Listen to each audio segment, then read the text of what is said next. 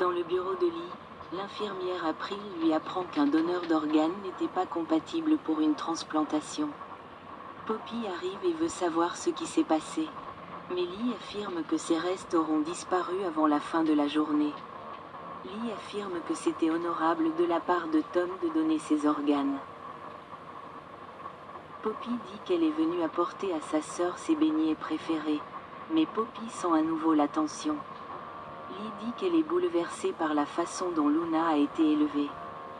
Elle a fait de sa fille une double meurtrière.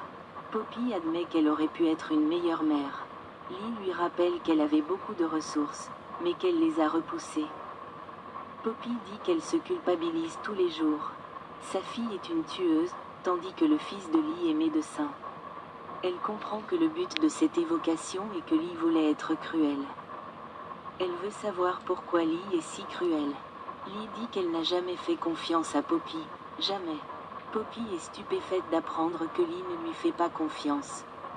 Elle a toujours essayé de gagner l'approbation de Lee, mais Lee lui rappelle tous les hommes de sa vie. Lee souligne que c'est pour ça qu'il pensait tous que Bill était le père de Luna. Parce que Luna voulait un père riche. Lee demande si quelqu'un d'autre pourrait être le père de Luna, si elle est sûre que Tom était son père. Poppy ne veut pas en parler, disant à sa sœur qu'elle a l'impression de se noyer sous tout cela. Après être partie en trombe, Lee appelle le laboratoire et s'enquiert des organes. Le foie de Tom est toujours là. Alors Lee le demande. Lee est plongé dans ses pensées lorsqu'April arrive avec le foie de Tom. April demande si c'est pour des recherches. Lee répond qu'elle enquête sur un sujet qui attend une réponse depuis des années. Chez Bill raccroche et trouve Luna en train de ranger le salon. Elle dit avoir dormi comme un bébé et il la félicite de son apparence. Tout ça grâce à toi, dit-elle. Luna joue avec son bracelet électronique et Bill lui rappelle que c'est la fin de son assignation à résidence. Elle lui fait remarquer qu'elle n'a plus d'amis. Bill rejoint Luna sur le canapé et elle lui raconte qu'elle ne pourra jamais se racheter. Elle ne cesse de penser aux parents et aux frères et sœurs d'Hollis. Bill souligne qu'on ne lui a pas appris à gérer les choses, ce qui est dû à une mauvaise éducation. Il pense que Poppy pensait bien faire.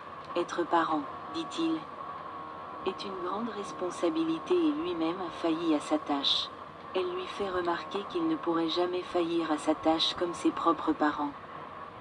Bill dit comprendre Luna comme personne d'autre, alors il veut lui donner une chance de vivre une vie normale et épanouissante. Luna promet de ne pas décevoir Bill, ajoutant qu'elle a beaucoup changé. Bill veut la croire et elle jure de profiter au maximum de sa seconde chance. Luna dit que lorsqu'elle pensait que Bill était son père, c'était comme un rêve devenu réalité.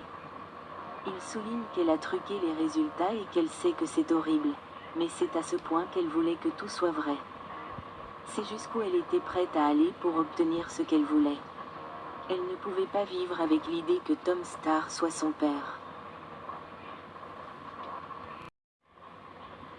Au manoir Forrester, Ridge, Taylor et Eric prennent leur petit déjeuner. Eric la taquine à propos de sa voiture qui a passé la nuit, la veille. Il se dit heureux pour eux deux. Steffi arrive, heureuse de revoir ses parents et les taquine sur le fait d'avoir passé la nuit à parler de la météo. Elle affirme que Ridge a bien fait de quitter Brooke. Zand félicite également l'heureux couple. Steffi annonce qu'elle met son plan à exécution. Elle retourne travailler chez Forrester Création. Zand veut savoir ce qui se passe chez Forrester. Ils expliquent tous qu'ils ne connaissent pas le plan, mais que tout commence par le retour de Steffi dans l'entreprise. Zand montre à la famille ses nouveaux dessins et leur demande leur avis. Ils adorent son travail. Ils espèrent être de retour au bureau assez tôt. Eric dit que Steffi est sur le point d'opérer sa magie. Zand se sent pris entre deux feux avec sa décision de retourner travailler. Ridge promet qu'il est là où il devrait être. Taylor suggère qu'il peut aider Steffi. Mais Zand dit qu'il n'a aucune idée de ce qu'elle fait.